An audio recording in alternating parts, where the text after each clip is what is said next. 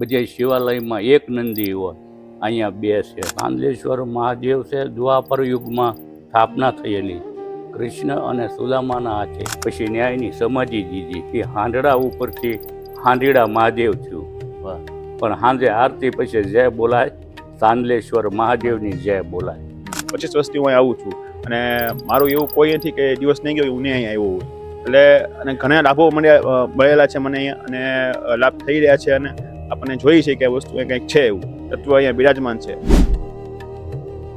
સૌરાષ્ટ્રમાં તમે ગમે ત્યાં જાઓ તો ત્યાં તમને શિવાલયો જોવા મળે છે, અને દરેક શિવાલયો સાથે તેની અલગ એક લોકકથા જોડાયેલી હોય છે. ત્યારે અત્યારે લોકયાત્રાની ટીમ છે ભાવનગર પંથકમાં, કે જ્યાં સણોસરા ગામની નજીક સાંઢીડા મહાદેવનું મંદિર આવેલું છે.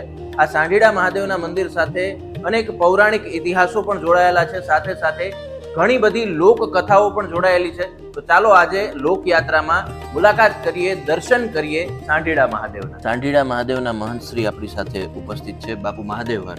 મહાદેવ હર. ઓમ નમઃ પાર્વતી પતે હર હર મહાદેવ હર. બાપુ પહેલા તો આપનો પરિચય થોડો આપી દેશો.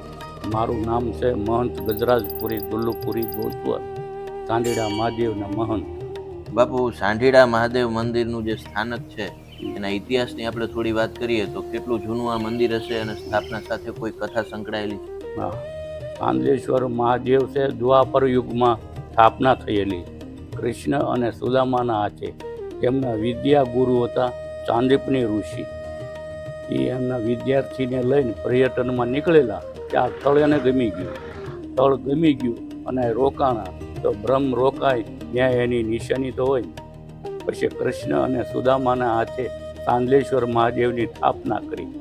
પછી કૃષ્ણ ભગવાને પૂછ્યું કે ગુરુદેવ આપણે આ નામ શું? ના, ગુરુદેવે કીધું કે કૃષ્ણ અને સુદામાને કે આપણે આ મહાદેવનું નામ શું રાખ્યું? તે કૃષ્ણ ભગવાને કીધું કે નામ તો ગુરુજીનું જ રખાય ને. એટલે સાંદીપની ઋષિ ઉપરથી ચાંદલેશ્વર મહાદેવ. સાંજે આરતી પછી જય બોલાય, ચાંદલેશ્વર મહાદેવની જય.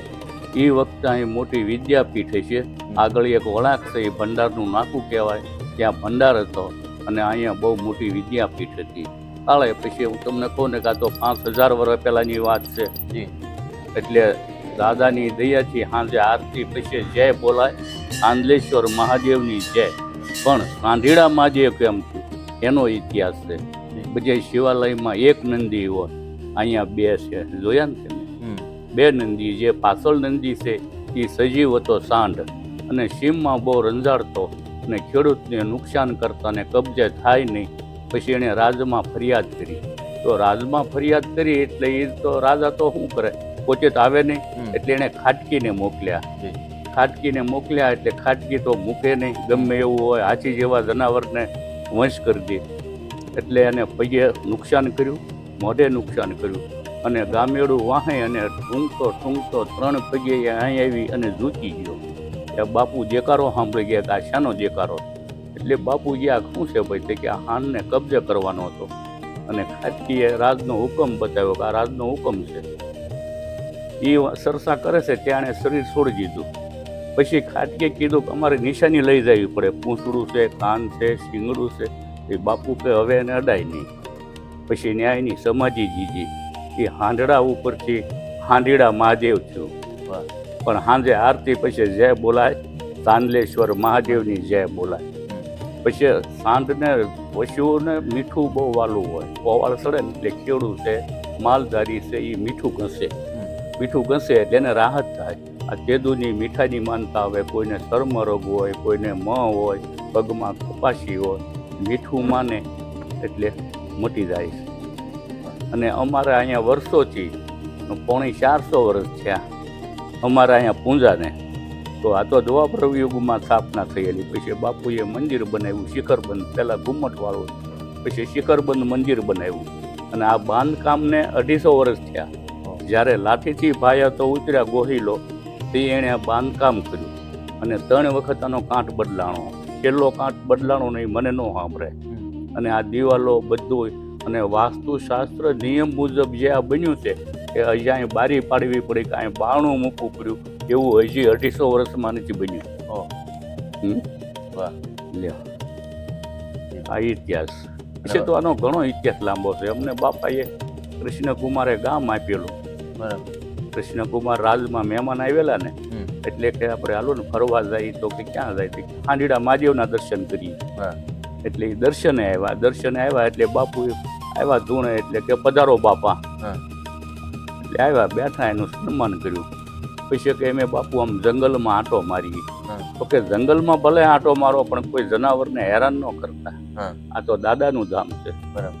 દેવભૂમિ છે આ.